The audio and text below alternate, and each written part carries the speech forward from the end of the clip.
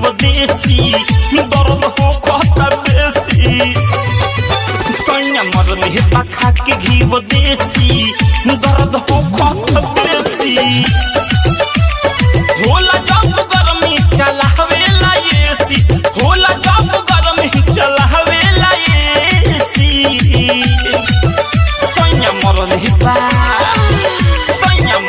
पखा के घी देसी दर्द हो खाता बेसी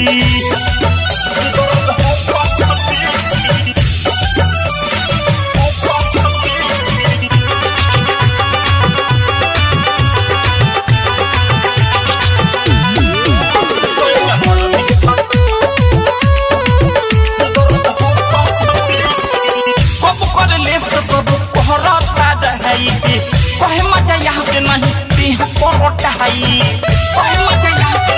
आहिर दादा कब कद लेफ्ट कब पहरता दहाई पे कहे मजा यहाँ पे नहीं देह परोटा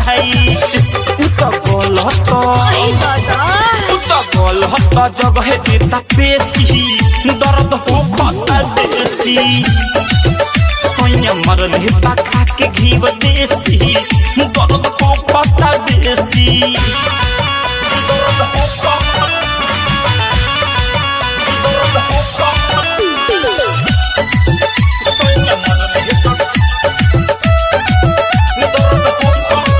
कितना ले कहियो में तो बीरज के खेला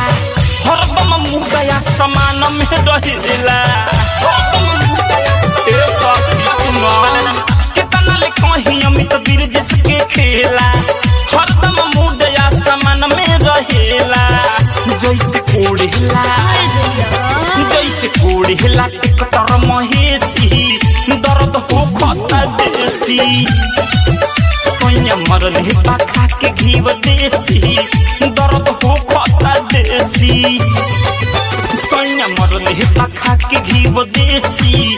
दर्द हो खाता देसी होला जब गरमी चलावेला एसी होला जब गरमी चलावेला एसी सैया मरल है पखा के घी देसी दर्द हो खाता देसी सैया मरल है पखा के घी देसी दर्द हो